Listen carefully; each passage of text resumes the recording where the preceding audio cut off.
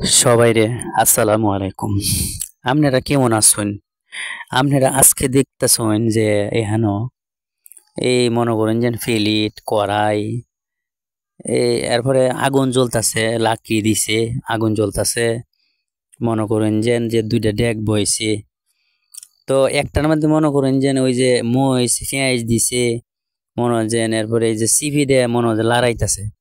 একটু একটু লাল হইব, আর লাল হইলে এটার মধ্যে কি দিব জানুন? এটার মধ্যে দিব হইলো আপনি যে আহ, লাই আছে না, লাই মনে করেন যে এগুলি, এটার নাম হইছে লাই, সরিষার ইয়াও আর কি পাতা।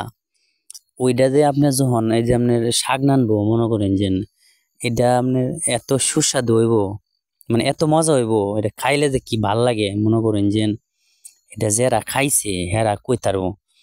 এটা মানে ভাত দিয়ে মাখাইলে কি যে মজা লাগে।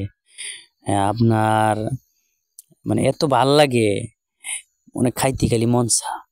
এটা মনে করেন যে আপনারা কিশোরগঞ্জ যখন আইবাইন, তো এইগুলি আপনারা দেখতে পারবেন।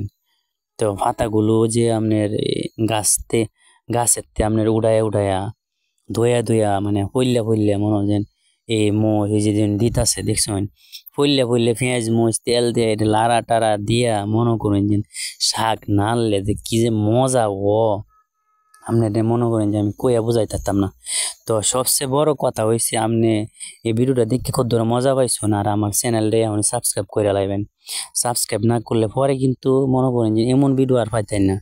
মনে করেন যে এই যে কি সুন্দর করে শাক নান দেয় বুঝছেন, নান তার মাধ্যমে মনে করেন যে একটা মজা আছে, এটা চিন্তা করতে হবে বুঝছেন।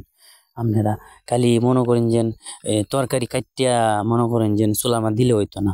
তো আজকে আমাদের কই, আল্লাহ হাফেজ।